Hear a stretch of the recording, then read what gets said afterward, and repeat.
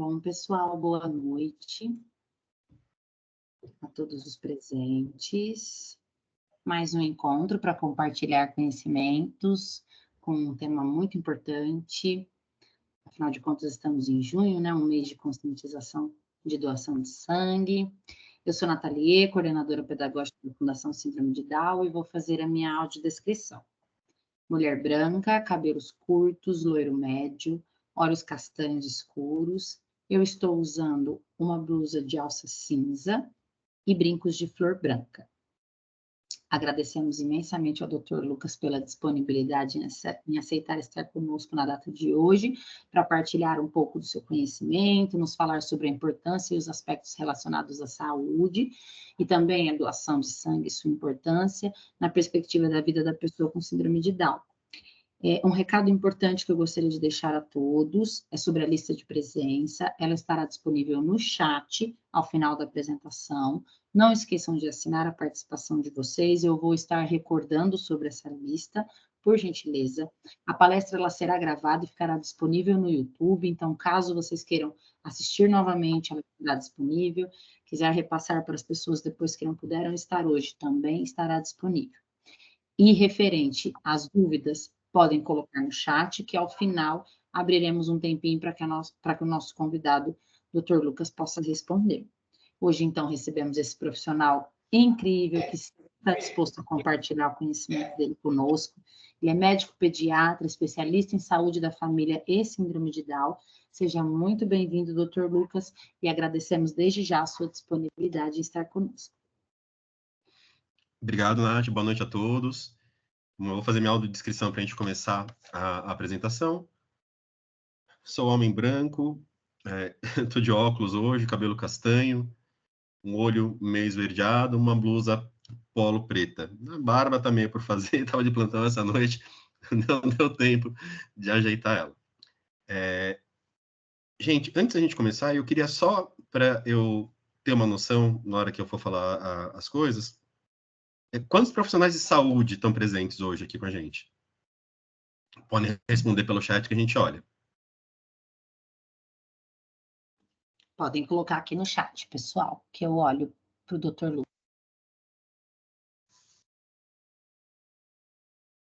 Ninguém? Bom, o tema de... Dr. Lucas, tem a Juliana, que é físio. É físio, hoje Tem a Elisa, que é TO. Joia. Isso, ela é terapeuta ocupacional. A Juliana é fisioterapeuta. E tem também alguém digitando aqui, tá? Uhum. Que é a Lívia Borges, assistente social. Legal. Social. Isso. Porque como que eu pensei esse nosso bate-papo, né?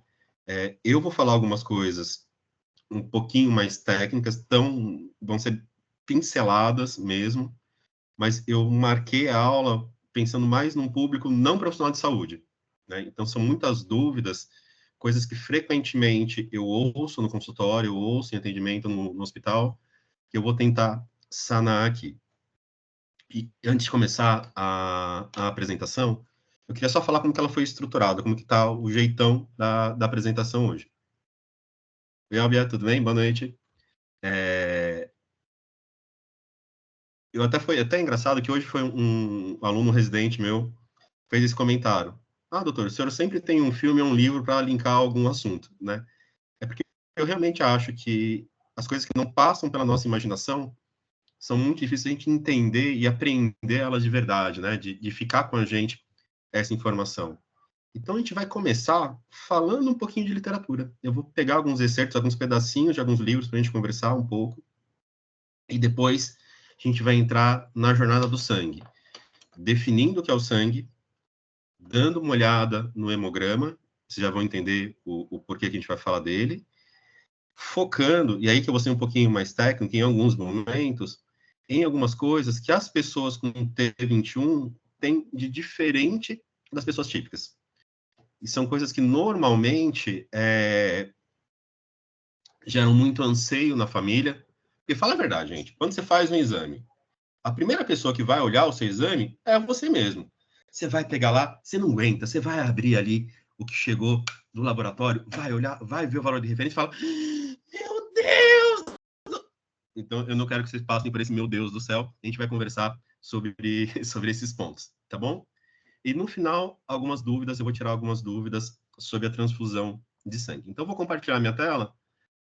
Eu não consigo mais ver vocês quando eu abrir a minha tela. Vai ficar um looping infinito aqui um pouquinho, mas já normaliza tudo, tá bom, gente? Deixa eu só abrir aqui a apresentação. E, Nath, me avisa, tá? Se tiver alguma coisa, alguma pergunta, podem interromper, podem levantar a mão no meio da apresentação, não me importo. Né? Vamos tirando as dúvidas, vamos conversando, e para a gente tentar chegar ao final dela com a menor quantidade de dúvidas possíveis, que a gente possa aprender alguma coisa nova. Então, vamos lá, né? A nossa ideia hoje é essa parceria, pelas minhas contas aqui já é a terceira, já estou até meio habituê aqui no pessoal da Fundação, que é um prazer sempre enorme falar com vocês, eu gosto bastante disso, gosto bastante de falar. Aliás, eu falo muito, vou ficar aqui de olho na hora para a gente não estourar muito o horário. Então, vamos lá, a gente vai começar com Shakespeare. Aqui foi logo depois de Macbeth ter matado o rei, né? Sangue vil foi sempre trabalho vil. Pelo menos foram homens que caminharam enquanto dormiam e agora são homens que dormem. Estão mortos, né? O sangue exala o forte odor do sepultado. A vida não suporta tais horrores pensativos. O próprio pensamento mexe, trabalha e se alonga, como uma coisa de vida. O sangue tem uma voz para lançar acusações, ecoando por toda a eternidade. Eu grifei aqui, o sangue tem uma voz para toda a eternidade. O próximo é o Melville, que escreveu o romance americano chamado Moby Dick, aquele da baleia branca, né? Contemplando o firme e musculoso peito daquele garboso rapaz, tão profundo era o abismo de sua alma reservatória, que quando olhávamos, imaginávamos por vezes, dentro de nós mesmos, a natureza visível dos mares inextinguíveis. Não era somente sua inocência que nos atraía, mas também a primitiva, saudável carne de sua carne, nascida da lavada imortal. O sangue é um rio precioso da vida. Nunca uma gota coagulada que deve ser derramada em vão. Aqui, Ismael, que é o narrador da história, que é um dos marinheiros do barco que caça a Moby Dick, né? Ele está refletindo sobre a importância da vida e fazendo essa comparação do sangue como um rio, como algo que flui. Agora, Stendhal. Stendhal é um francês, né? Esse livro aqui é o Vermelho e o Negro. O coração humano tem essa singularidade, que se agita sem cessar. À proporção que ele envelhece, a força de suas paixões aumenta imensamente, enquanto parece que deveria acontecer o contrário, que as paixões deviam ficar mais amenas, né, quando a gente envelhecesse. Pois, com o passar dos anos, as ilusões devem necessariamente dissipar-se.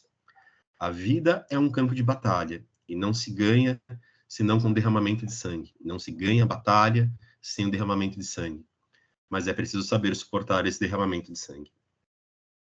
Eu quis juntar essas frases que eu grifei e formar um parágrafo para a gente pensar na importância do sangue. O sangue tem uma voz, por isso que eu coloquei Shakespeare, Melville, Stendhal e Machado que sou eu. Na verdade, até um trocadilho, né, que tá meio na moda agora, né, traduziram Memórias Póstumas para o inglês, e ele tá bombando lá nos Estados Unidos, Memórias Póstumas de Brás Cubas, que é um livro de Machado de Assis, e ele começa citando Stendhal no Memórias, né. Daí eu fiz trocadilho de Stendhal com meu sobrenome, que é Machado também. O sangue tem uma voz que ecoa por toda a eternidade. Está dentro de nós como um rio precioso da vida, como mares inextinguíveis. E o coração humano, em sua singularidade, trava uma batalha que não se ganha sem que se saiba suportar o derramamento de sangue. Não se ganha senão com o derramamento de sangue. O sangue, a ideia do sangue como vida, a ideia do sangue como força vital, está muito presente na humanidade desde sempre.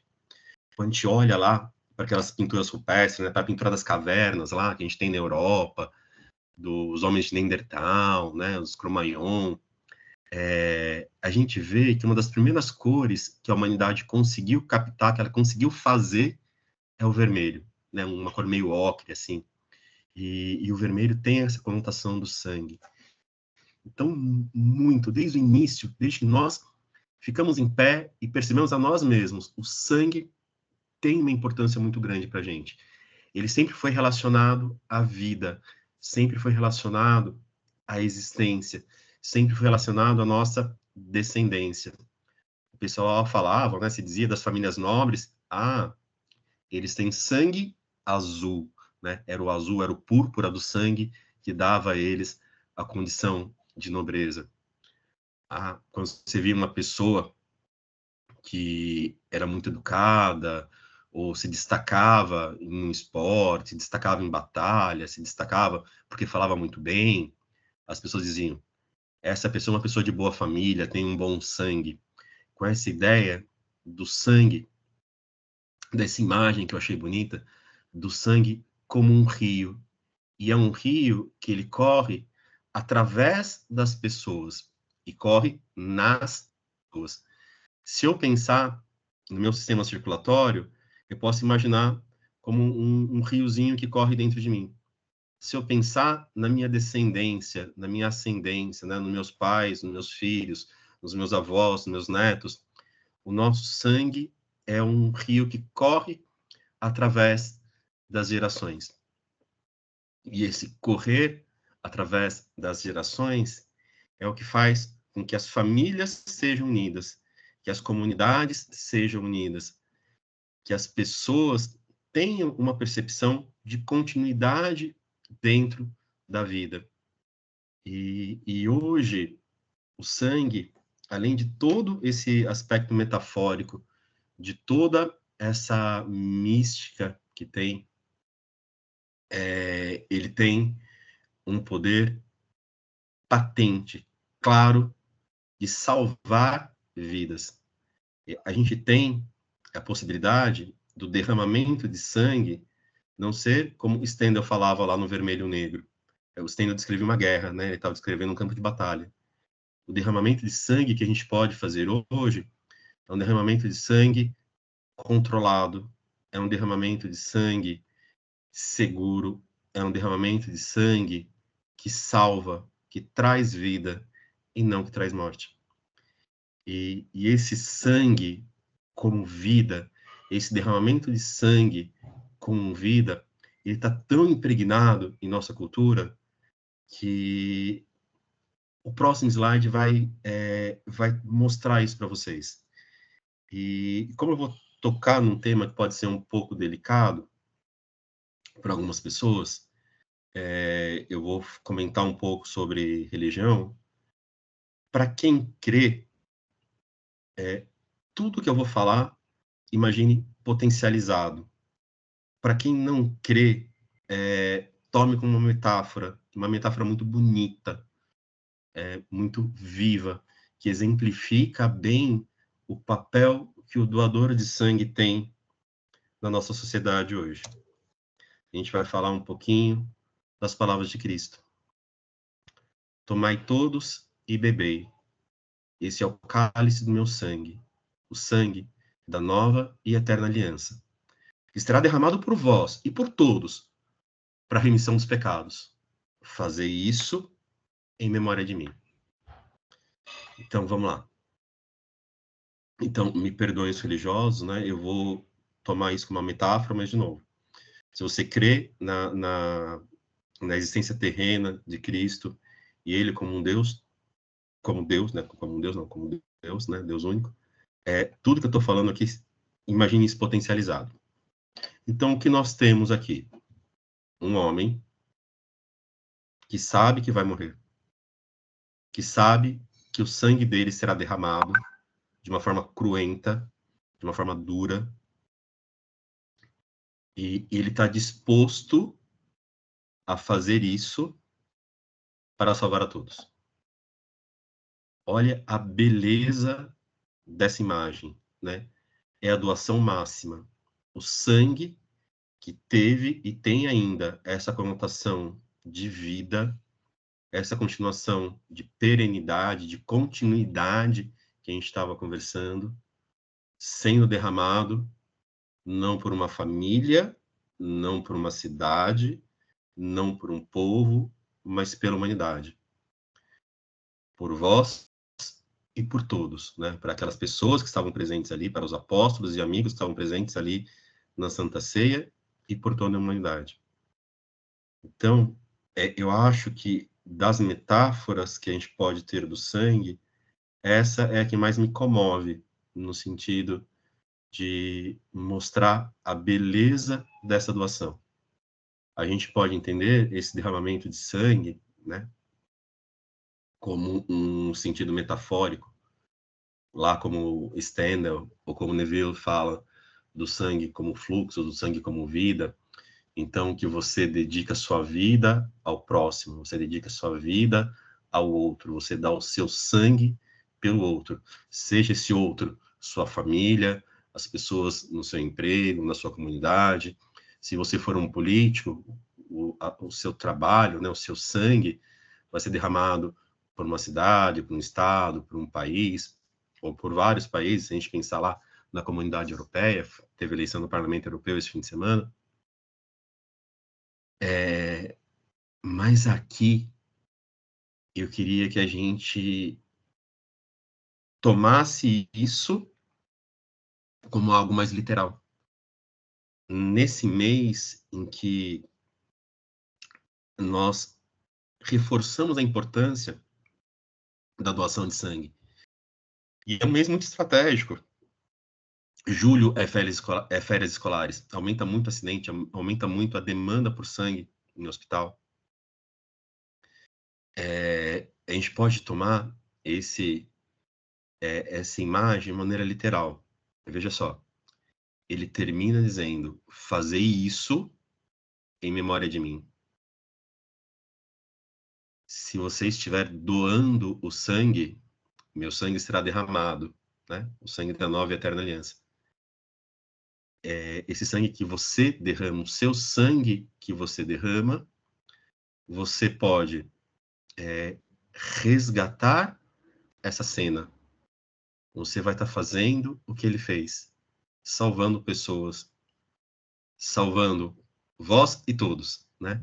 Pode ser que você doe para algum parente seu que esteja precisando.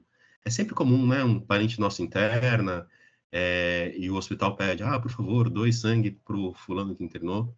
Seria para vós, os que estão próximos de nós. E por todos, para aquela pessoa que eu não faço ideia quem seja, nunca vi, talvez eu cruze na rua, ela ali, com o meu sangue em suas veias, e eu não vou saber. Né? Então,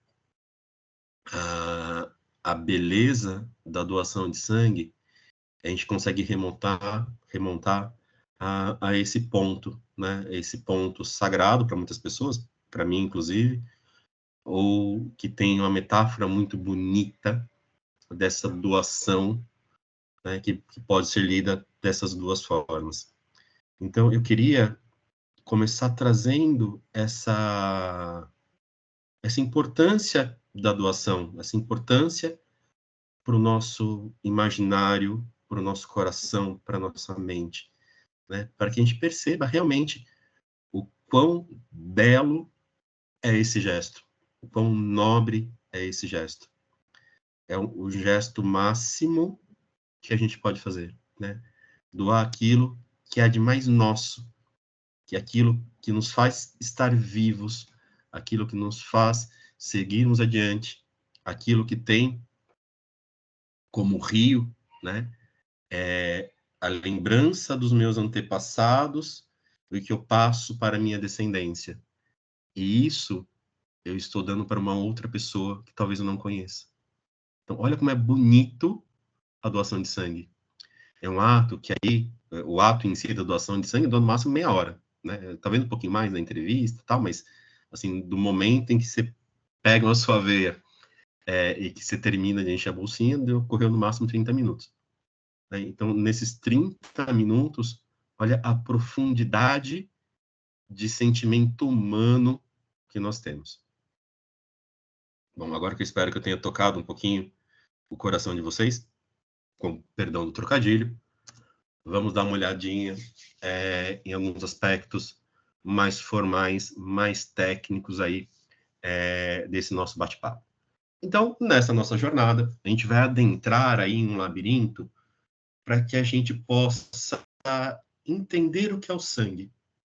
E a partir desse entendimento, a gente consiga olhar para um exame, eu vou falar só de um exame hoje, que é esse hemograma. A gente vai discutir, a partir dele, diversos aspectos do que é o sangue. Na sequência, a gente vai ver o que a pessoa com P21 tem de diferente da pessoa típica, que são particularidades. Da mesma forma que elas têm os dedos pequenininhos, os olhos amendoados, a prega epicântica, a protrusão lingual, nós temos características, nós temos particularidades no sangue dessas pessoas, que não são doenças, não são coisas que devam nos preocupar em sua maioria, em sua maior parte das vezes, e eu vou falar em detalhes quando a gente chegar lá, principalmente das principais, né? E, por fim, vamos conversar um pouquinho sobre mitos e verdades na doação de sangue. Então, vamos lá. O que é o sangue? Para o poeta, ele é a inspiração, né? O sangue é o coração que pulsa, cheio de amor, é a mulher amada, é aquela batalha heróica que ele vai tentar transcrever e descrever em seu poema épico. Para o poeta, então, o sangue, esse vermelho, é a tinta da sua inspiração. Para o atleta, o sangue é o que alimenta o músculo, o que dá coragem, a fibra, a força, a agilidade, a flexibilidade, para que ele possa ir sempre ali além, para que ele possa bater o seu recorde, bater o recorde estadual, bater o recorde mundial, para que ele possa amanhã estar melhor do que hoje, que o envelhecimento, que o progredir do rio da vida, do rio do tempo, traga a ele benefícios de uma vida saudável. E esse sangue, então, que bombeia os músculos, se transforma em transpiração. O sangue é água, é vida. O sangue é suor. Para o doente, para o doente é diferente. Para o doente, o sangue é aquilo que ele pode aspirar, que ele pode desejar.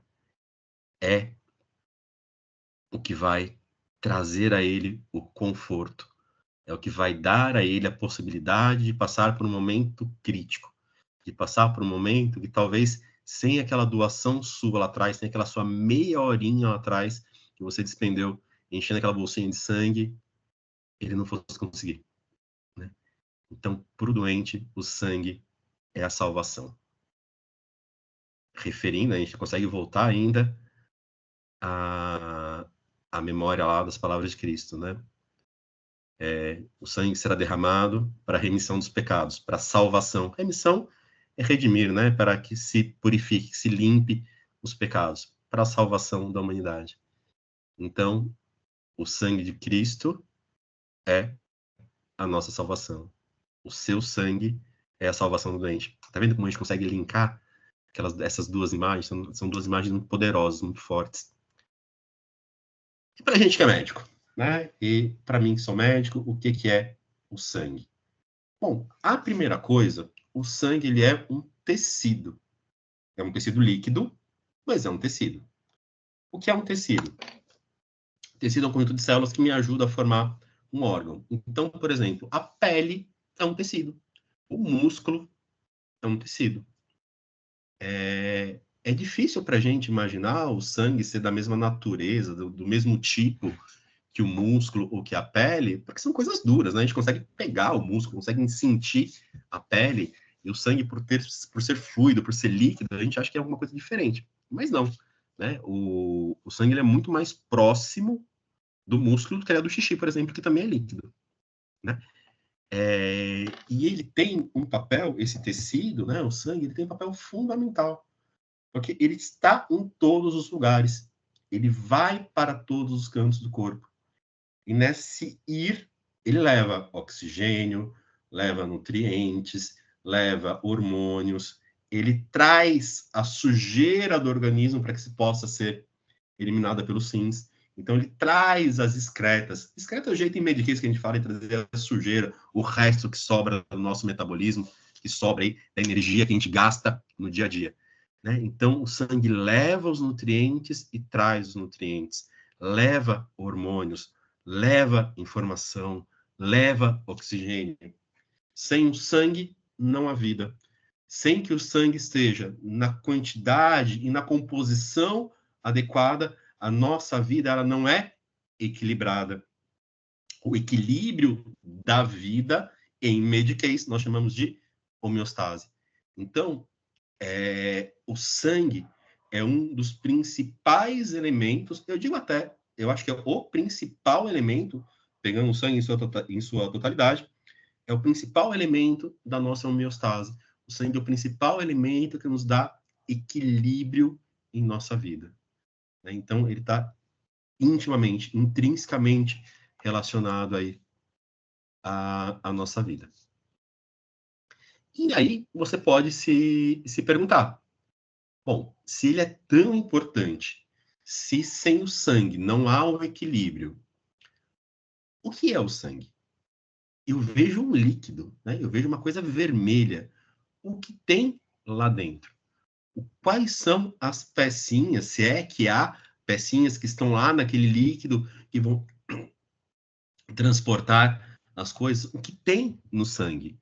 E para a gente ver o que tem no sangue, eu queria conversar com vocês sobre o hemograma. Hemograma é o exame de sangue mais comum que a gente pede. A gente pede ele no consultório, ocasionalmente. Na pessoa com P21 tem a frequência certa para a gente pedir. Idealmente, na pediatria, são 2 por ano. Quando se vai a um pronto-socorro, que a gente está com alguma doença aguda, frequentemente se pede um hemograma, né? E ele acaba tendo, por ser tão pedido, por ser tão conhecido, por ser o exame mais comum, as pessoas acabam ouvindo, algumas vezes, a gente usar adjetivos para esse hemograma e acaba compondo o nome. Então, normalmente, as pessoas falam, a gente chama, ou é mais da população, o médico em geral não usa esse termo, mas a população usa com bastante frequência, um hemograma completo. Hemograma completo, gente, é sinônimo de hemograma. Quando eu falo hemograma, eu já pressuponho que ele está completo, eu já vou mostrar o que seria esse completo. Outro nome seria um hemograma com diferencial. Esse é um termo mais nosso, mais de mediquês aqui. Ou, se a gente quiser mais preciso, mais chato com a linguagem, hemograma com diferencial de leucócitos. Essas palavras, quando eu digo hemograma, hemograma completo, hemograma com diferencial de leucócitos, eu estou me referindo ao mesmo exame, é a mesma coisa. Só que essa palavra completa, ela gera na gente aí uma certa... tá completo. Pediu hemograma completo, acabou, não precisa pedir mais nada. Suspende atomo, raio-x, exame de urina, o hemograma está completo, acabou o problema. A gente já vai ver que não é bem assim. Né? E para a gente entender, eu queria conversar com vocês agora exatamente quais são as informações que esse hemograma pode trazer para a gente. Eu vou mostrar um hemograma para vocês, não vai ser uma aula, óbvio, de interpretação de hemograma, não é esse o objetivo. Se for interesse da prefeitura, da Secretaria de Saúde, eu até posso fazer uma aula específica sobre isso para profissional, né, que teria um outro tom totalmente diferente desse que a gente vai fazer hoje. Mas entendendo quais são as informações que estão no hemograma, eu entendo quais são os pedaços do sangue. Porque, basicamente, o hemograma ele vai traduzir para mim esses pedaços. E aqui, eu tirei, óbvio, né, o nome do paciente. Aqui a gente está vendo um hemograma. A primeira coisa que, ao bater o olho, a gente consegue... E você vê que tá aqui até o tema aqui, tá? Não foi de um paciente meu, eu peguei na internet, está aqui como hemograma completo. Porque essa palavra completo é uma palavra que me pega. Só de bater o olho, né? Bate, pum, olhei. Eu percebo que ele tem 3 seções. uma primeira seção chamada eritrograma, ou série vermelha, depende do laboratório. Uma segunda seção chamada leucograma ou série branca, dependendo do laboratório. E um chamado plaqueta, que são plaquetas mesmo, independente do laboratório. Eu vou conversar um pouquinho sobre o que cada uma dessas coisas quer dizer. Mas, assim, rapidamente, a parte branca vai me falar das hemácias, que são as células que levam o oxigênio. O leucograma, ou série branca, vamos falar dos leucócitos, que são nossas células de defesa. E as plaquetas vão me informar o número de plaquetas, que são nossos tijolinhos, mas a gente vai ver aí um pouquinho de detalhe cada um deles. Então, o eritrograma ou série vermelha, que é essa primeira parte aqui em cima do hemograma. O que ele vai me falar? Ele vai me mostrar as minhas células vermelhas, vai me dizer quantas tem, que está escrito lá como eritroblasto, e vai me dizer a principal informação que essa parte do hemograma fala para a gente é se nós temos ou não temos anemia. E ele vai me dar uma pista de qual a causa dessa anemia. Ele vai dar, é engraçado isso que eu vou falar, né? Mas para a gente, médico, o sangue pode estar mais ou menos vermelho, né? A gente consegue dar uma quantificada nessa cor da hemoglobina. E justamente essa parte do hemograma que vai me dar essa referência. E vai me falar também do tamanho dela. Se a célula está do tamanho normal, se a hemácia está do tamanho normal, se a hemácia está maior. Hemácia é a célula que leva o sangue, tá, gente? Essa célula vermelha. Se ela está maior ou menor do que ela deveria estar. Né? Então, basicamente, é isso que essa primeira parte fala para a gente. O médico vê se a gente está ou não está com anemia, se as nossas células do sangue estão no tamanho normal, grandes ou pequenas, e se elas estão vermelhas ou se elas estão descoradinhas. Olha só como que a natureza é sábia, né? Qual que é a imagem que você tem na sua cabeça de uma pessoa com anemia? Nossa, tá branca, tá que nem uma folha de papel, ou tá meio amarelada. É a mesma coisa no nosso sangue, né? O nosso sangue ele fica mais branquinho, ele fica menos vermelho em algumas anemias. Por fim, eu queria só fazer um comentário de uma parte do eritrograma chamado hematócrito, essa que está aqui com 36,6 nesse exame, porque ele está sendo muito relevante na dengue. De uma maneira muito grosseira, o hematócrito ele mede a grossura do sangue, quão grosso está o sangue. Se a gente quiser ser formal, para os profissionais de saúde que estão aqui, ou que possam ver essa aula depois, né? O hematócrito é a porcentagem da parte sólida do sangue pegando o volume total. Uma forma de explicar isso é a grossura do sangue. Quanto maior o hematócrito, mais grosso está o sangue. A segunda parte é o leucograma. Ela reflete aí as nossas células brancas ou leucócitos, que são nossas células de defesa. São os nossos soldados, são elas que ajudam a gente a nos defender da infecção. Então, olhar para essa parte vai me ajudar a entender um pouco do estado imunológico dessa pessoa, desse paciente. Nas infecções, frequentemente a gente vê esse valor de leucócitos estar aumentado, e isso não é uma coisa ruim. Né? Então, você está no pronto-socorro. Você está, por exemplo, com uma dor de garganta. O médico, por alguma razão, pediu um hemograma. Devia ter até 17 mil leucócitos, veio com 25 mil leucócitos. Nossa, tá muito aumentado, meu Deus, coisa ruim. Não, é uma coisa boa. Olha só, se assaltam o seu vizinho, você não quer que tenha mais policial rondando no seu bairro? Se você está doente, está tendo febre, está com uma dor de garganta, uma dor de barriga, uma pneumonia, uma infecção de xixi, os nossos soldados aumentam para combater a infecção. É lógico, e é bom, é isso que a gente quer que aconteça de fato. Né? E esse tal diferencial, lembra que eu falei? Hemograma completo, hemograma com diferencial de leucócitos, que são justamente essas células que nós estamos vendo agora. É como se eu pegasse essas células e separasse elas pelas patentes. Então, quando eu falo leucócito, eu posso, na minha cabeça, imaginar que eu estou falando militar. E as patentes são soldados, cabo, sargento, tenente, capitão, né? São as funções que esse militar ocupa dentro do exército. No hemograma, eu vou voltar lá para ele, a gente tem essas funções. A gente tem segmentados, eosinófilos, basófilos, linfócitos, mielócitos, metamielócitos, bastonetes, blastos, que não estão aqui. Então, a gente tem as funções que esses militares exercem dentro do nosso corpo. E alteração na quantidade de função, né? Então, eu tenho menos tenente do que eu deveria ter, ou tenho mais recruta do que eu deveria ter, isso vai indicando para a gente alguns aspectos da doença que está causando ali aquela alteração no hemograma. Por fim, as plaquetas. Plaquetas são os nossos tijolinhos. Quando a gente está sangrando, são elas que vão lá e tampam o buraco para o nosso sangue parar de sair. Dada essa epidemia de dengue, né? Então eu falei do hematócrito, aí comecei a falar, mas não expliquei, né? Na dengue, o hematócrito aumenta, que a gente viu lá no eritrograma, no primeiro que a gente estava conversando do hemograma. O sangue fica mais grosso.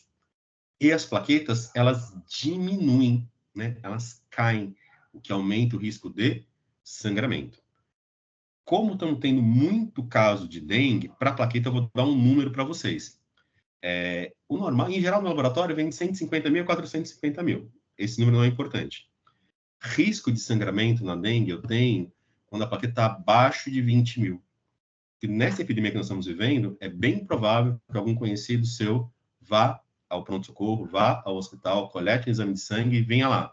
90 mil plaquetas, 100 mil plaquetas. Está abaixo do valor de referência. O valor de referência é pelo menos 150 mil. Mas não é um valor que preocupa, né? Não é um valor que ele vai ter um risco aumentado de sangramento, para você não ficar ansioso e conseguir tranquilizar esse parente, amigo, essa pessoa que você conhece que, porventura, tem uma plaqueta baixa, mas que esteja aí acima de 20 mil. Guarde de 20 mil, só por esse contexto da dengue, só para a gente ficar atento. Vale para pessoas típicas, pessoas com T21, pessoas com TEA, o que você quiser, essa parte da coagulação não muda. O que o hemograma não fala? Ele não fala qual a causa da febre. O hemograma de uma infecção de garganta, uma pneumonia, uma infecção de urina é muito parecido.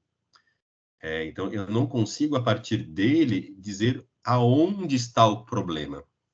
Posso dizer se há ou não há um problema importante. Mas aonde está o problema, não dá.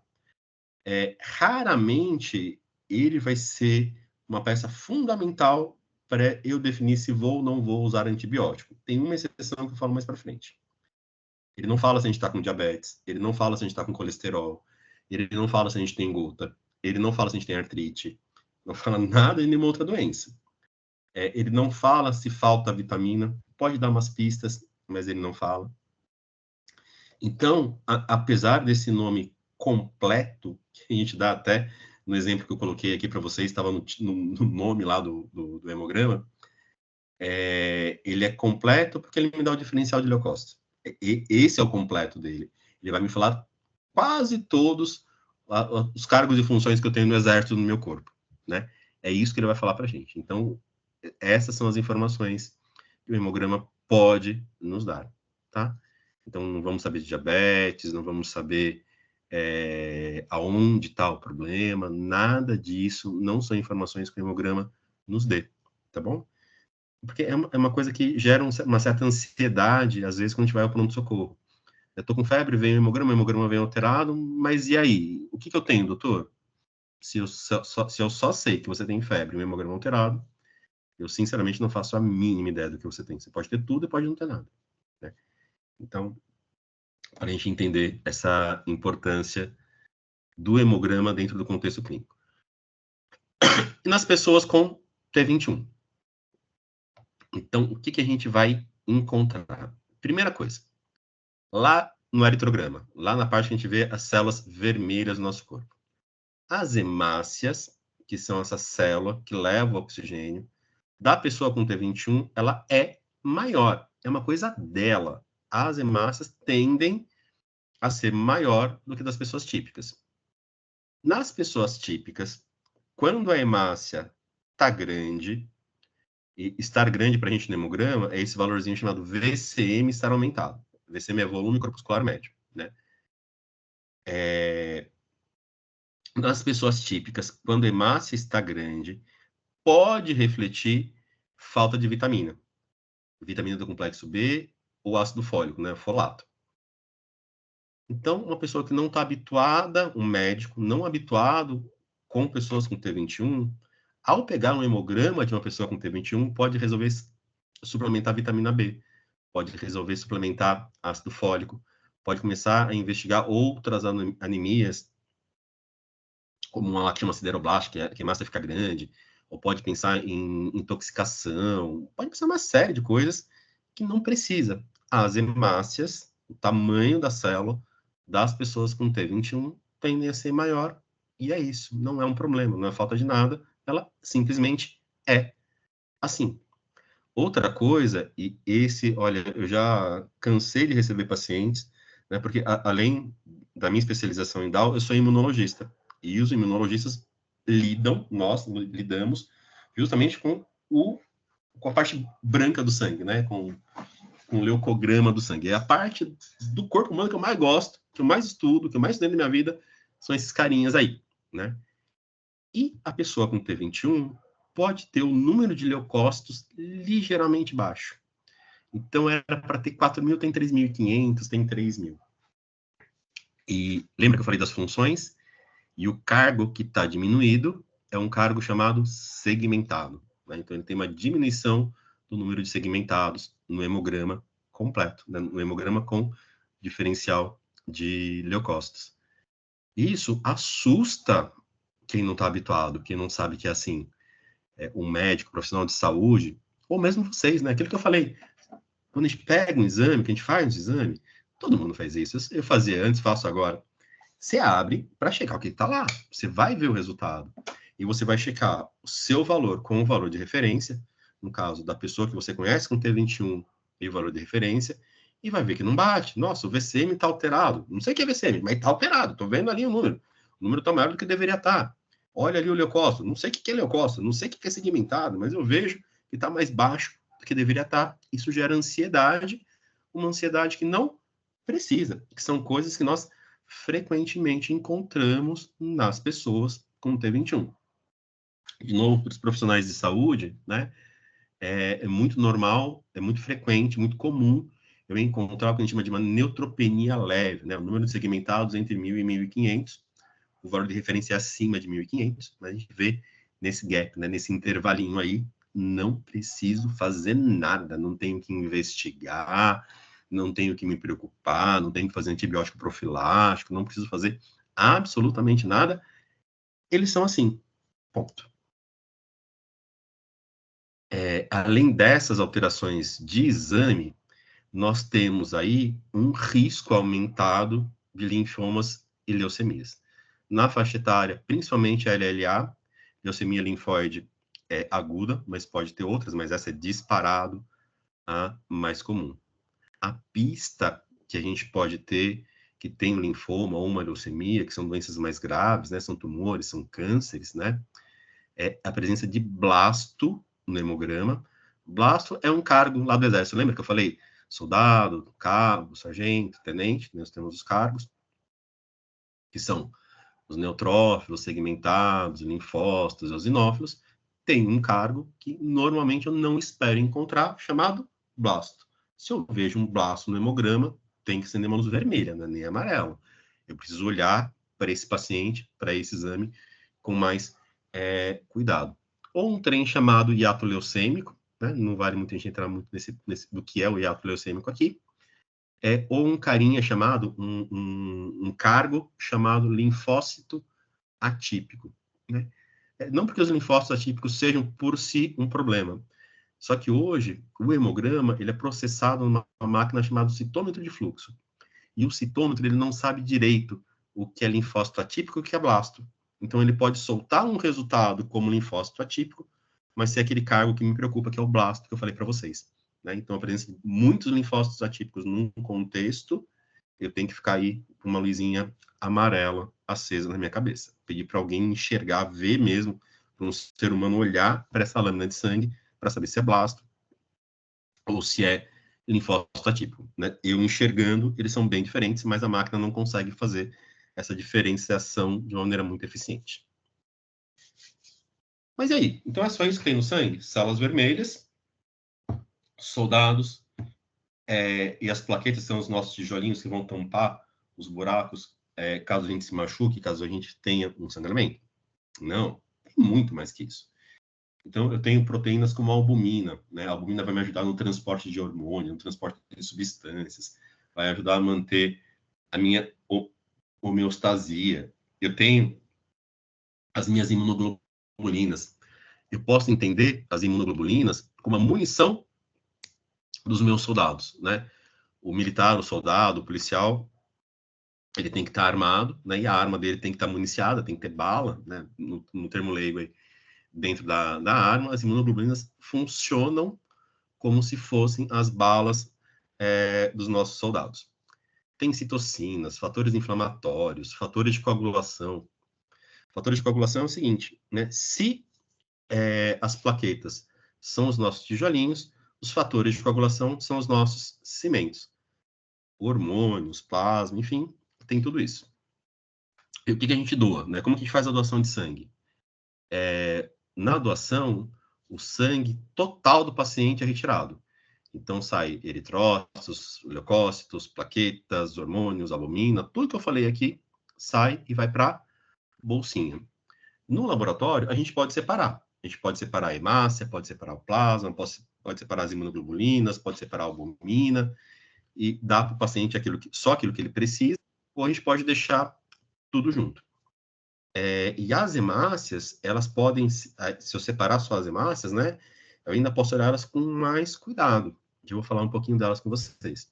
Porque tem pacientes que só podem receber algumas hemácias muito especiais. Principalmente aqueles pacientes que precisam receber doações de sangue com frequência.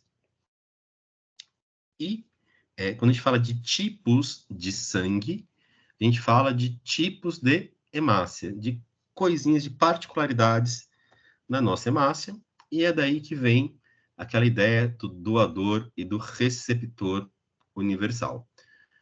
O doador universal é do tipo sanguíneo que a gente chama de O, que na verdade não era O, era zero, né, porque ele não tem, e aí ele não tem A e não tem B, então ele tem zero. Né? A gente acaba, como A e B são letras, a gente acabou deixando O em vez de zero. Vamos chamar de O para não criar confusão. Né? Então, o doador universal é o O. Ele pode doar tanto para o A, como para o B, quanto para o AB, além de poder doar para ele mesmo. Quem tem sangue do tipo A, pode doar para quem tem sangue do tipo A e pode doar para quem tem sangue do tipo AB. Quem tem sangue do tipo B, pode doar para outras pessoas que têm sangue do tipo B e pode doar para pessoas do tipo AB. As pessoas que têm o sangue do tipo AB só podem doar para si mesmas, né? Para pessoas que têm o grupo AB. Então, a gente chama o O de doador universal e o AB de receptor universal. A gente tem um outro fator importante, que é o RH. A gente pode ser positivo, eu tenho essa proteína, ou negativo, eu não tenho. RH positivo doa para RH positivo, RH negativo doa para quem é RH negativo e para quem é RH positivo. Então, o doador universal mesmo é o tipo sanguíneo O, RH negativo. Esse pode doar para qualquer pessoa.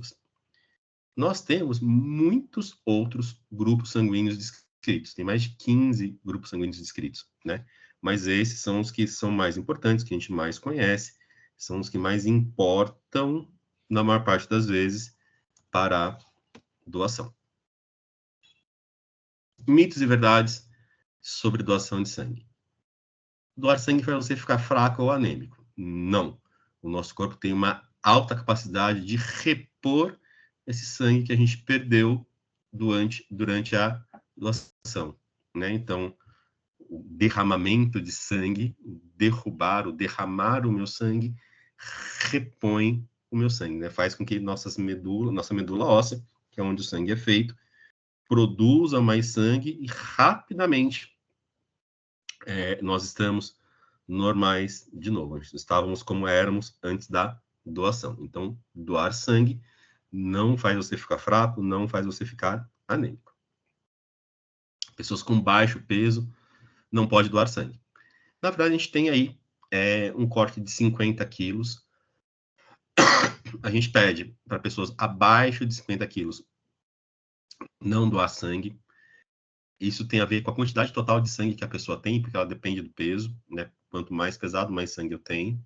Essa é a relação, né? Então, se você tem mais de 50 quilos, você pode doar sangue, que não será um problema, tá bom? Ah, eu não vou doar sangue porque eu tenho medo de pegar uma doença. Deus que me livre e guarde, vou pegar uma AIDS doar o sangue. Não, é impossível pegar qualquer doença durante a doação do sangue. Por quê? Todo o material que é utilizado para coleta do sangue é estéril, né? Então, não há possibilidade nenhuma de pegar alguma doença no momento da doação, tá bom? Ah, se você está tomando remédio, você não pode doar sangue. Depende, né? A maior parte dos remédios não influi na doação de sangue. Você pode doar sem problemas. Alguns de fato, sim, né? Contraindicam a doação.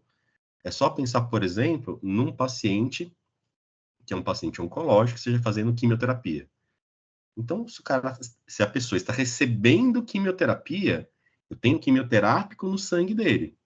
Eu não vou, se ele doar o sangue, ele vai doar o sangue total.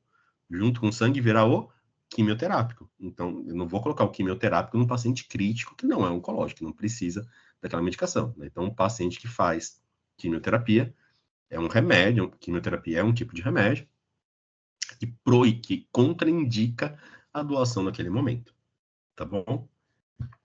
Ah, doar sangue faz você envelhecer mais rápido. Não, de forma alguma, né? Ah, eu não vou fazer exercício porque vai gastar meu músculo, eu vou envelhecer rápido. Não, né? Doar sangue, ele auxilia na renovação das nossas células, estimula a produção de células sanguíneas, estimula a ativação de todo o processo de produção, de síntese de massa, de hemoglobina. Então, é uma coisa positiva, é como se fosse um exercício para a minha medula óssea, né? Não envelhece, não gasta, não acontece nada, você repõe numa boa, isto não é um problema, tá bom? E para fechar aqui, né? Dia 14 de junho, amanhã é dia 12, quinta é dia 13, sexta-feira, 14 de junho, Dia Mundial do Doador de Sangue. E aqui eu quero retomar daquele ponto, porque eu acho que, do ponto de vista literário, é o que mais fala alto nesse momento. O sangue será derramado por vós e por todos, né? Quando a gente doa o sangue, a gente enche uma bolsinha dessa aqui, ela tem 500 ml no máximo. Você pode salvar, como eu falei, né, aquele seu parente que internou e que está precisando de sangue naquele momento, ou você pode salvar a todos, né? Uma pessoa que você nunca viu vai ter uma oportunidade nova de reencontrar um ente querido, reencontrar um filho, um pai, um tio, ter uma nova chance na vida por aquela meia hora que você doou junto com o seu sangue. E é isso, gente. Acho que acabei aí pontualmente 8h01, dei uma corridinha no final, porque me dei uma atrapalhada aqui com a informática no começo do programa. Informática é ótima, mas quando dá para dar complicações, complica de fato. Então a gente atrasou um pouquinho o começo da aula, mas acho que não foi muito rápido. Acho que deu para pegar a essência aí. E é isso. Perguntas? Tem perguntas. Doutor Lucas, primeiramente, obrigada. Eu estava bem curiosa por essa capacitação relacionada ao assunto de sangue, né? Porque eu tive uma irmã com síndrome de Down e quando ela adoeceu, eu falo tive porque ela faleceu em 2015, e ela faleceu com uma questão do fígado, né? Ela teve uma cirrose hepática, medicamentosa, porque ela fazia muito uso de corticoide devido a problemas cardiopatas, e aí isso foi, né, sobrecarregando o fígado dela. E aí, quando ela adoeceu assim, foi muito rápido. E ela precisou de transfusão de sangue, assim, por conta das plaquetas. Eu tinha bastante dúvida com essa questão das plaquetas, sabe? Então, foi muito claro, assim, que você trouxe de forma muito tranquila. Me tirou várias dúvidas assim que eu tinha. Que bom. A Letícia Venturotti fez a seguinte pergunta: a pessoa com síndrome de Down pode doar sangue? Pode, né? Se ela tiver mais de 50 quilos, nada impede, né? Não é uma contraindicação, pode dar numa boa. É só ver se ela quer, né? Tem que ser uma coisa voluntária da pessoa, mas nada impede, né? Eu tenho até uma das minhas vontades é criar um podcast T21 Pod, porque T21 pode tudo, né? Então nada que você faça, que uma pessoa típica faça, de modo geral, não é um impeditivo para uma pessoa com Down, né? Então pode doar numa boa. Nossa, que legal. Eu tenho uma dúvida sobre aí a questão do transplante. Uhum. O transplante, ele pode ser feito entre uma pessoa com T21 e uma pessoa que não tenha? O doador ser uma pessoa com T21? Isso. Por Olha, exemplo, o próprio transplante de fígado. em princípio, não teria nenhum impeditivo maior, né? Nunca li nada a respeito da pessoa com T21 como doador. Eu vou me informar, acho que depois te falo.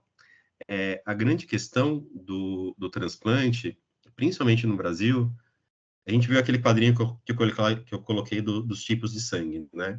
Uhum. A gente tem outro negócio no nosso corpo que a gente chama de HLA. Lembra da metáfora que eu falei do rio, do fluxo dos nossos antepassados?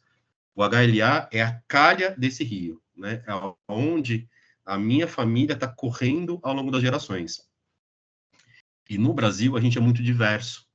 Então, é como se tivessem muitos caminhos diferentes.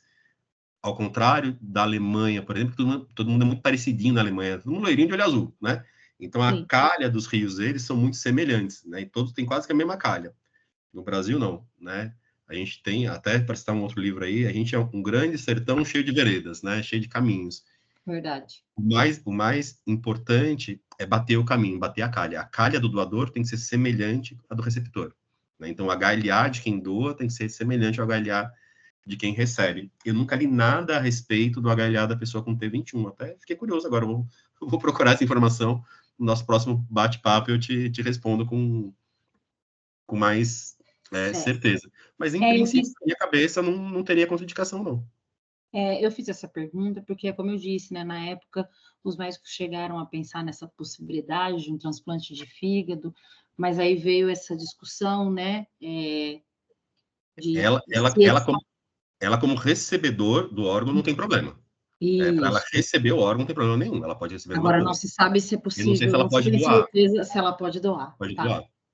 A Letícia, que foi a mesma que perguntou da questão se a pessoa com síndrome de Down pode doar sangue, ela falou que ela agradece por o esclarecimento, porque já tinham passado para ela um outro tipo de informação, de que não pode, entende? Não tem. Inclusive, eu fui até rever as contraindicações do Hemocentro para doação, para preparar essa aula, e não falava nada, né? Então, Sim, talvez, pode ser até mais uma ignorância da pessoa que está.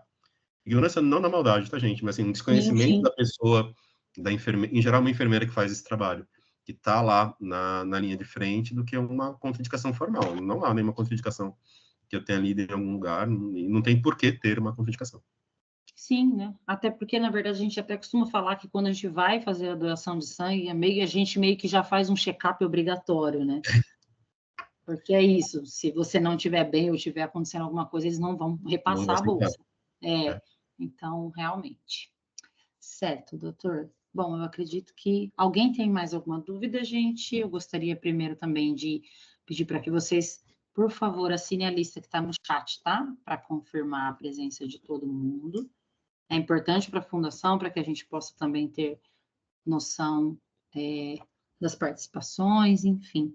Então, por gentileza, eu coloquei a lista aí novamente no chat.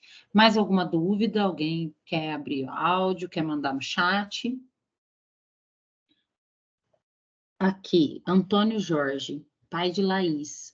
Lucas fez uma abordagem sobre a LMA e Laís foi diagnosticada e fez quimioterapia. é muito comum em T21. Né? A LMA até, se a gente pegar a população com T21, ela tem mais LMA do que a população geral, mas dentro da T21, é leucemia mieloide aguda, tá, gente? Só para não ficar só um monte de letrinhas na cabeça, né? Mas a leucemia mais comum é a leucemia linfóide aguda. São duas leucemias diferentes, né? Mas ela tá bem, Jorge? Ela correu tudo bem com a quimio? Tá seguindo no Boldrini? Em geral, o prognóstico costuma ser bom quando diagnosticado precoce. Foi logo aos 2 anos. Então, acredito, então, que já está tudo bem, né, Jorge? Pelo que a gente está entendendo. E o Fábio perguntou dos riscos, né? Não tem risco. Né? O risco, na verdade, Fábio, é o que causou a necessidade da transfusão. A transfusão em si, o risco é baixo. A gente tem alguns cuidados, como eu falei na aula, para a pessoa que precisa receber frequentemente o sangue, né? Essa pessoa vai ficando cada vez mais sensibilizada, tem o risco de uma reação que a gente chama de reação transfusional, na hora que ela está recebendo o sangue aumentado. A reação transfusional é como se fosse uma alergia que a pessoa que está recebendo o sangue desenvolve do sangue de outra pessoa que está entrando dentro dela. Pode acontecer em qualquer transfusão, mas a pessoa com Down não tem um risco aumentado em relação à população geral. O risco dela vai ser o mesmo. E o risco se agrava pelo que causou a necessidade da transfusão, seja o acidente, a doença, ou o que for, e por transfusões repetidas, né? Quanto mais sangue a pessoa recebe, maior é o risco de ter alguma complicação numa próxima. É por isso que eu falei que as hemácias, às vezes, são trabalhadas no laboratório para minimizar esses riscos para as pessoas que recebem muito sangue, porque precisam, né, por conta da doença de base. Oi, boa noite. Boa noite. Antônio Jorge, é que Nathalie fez uma pergunta. Laís, graças a Deus, está bem. Foi logo aos 2 anos, viu? E o que você comentou, né? Sobre a presença dos blastos, foi justamente isso que ocorreu. Foi muito importante, né? E o que você reforçou aí, né? O sangue, ela precisou realmente tomar plaquetas, o sangue também, bolsas. Mas, graças a Deus, tudo tranquilo. Nossa, que bom, Antônio. Fico feliz aí que ela tá bem, cara. Muito bem. Tá bem, bem, bem. Hoje, com 25 anos, tá ótimo. Olha, que ótimo. Tá muito bem. E parabenizar, viu, pela sua palestra aí. Não sei se já vou logo. Muito boa, certo? Excelente, né? A colocação, como você colocou, a literatura. Muito, muito interessante mesmo. E a importância, né, do sangue para a vida. Obrigado, Jorge. Então a gente está vendo a prova, né? Com certeza. Que a nossa doação salva vidas. Com certeza. Muito obrigada, Jorge, pela contribuição. Bom, mais alguém?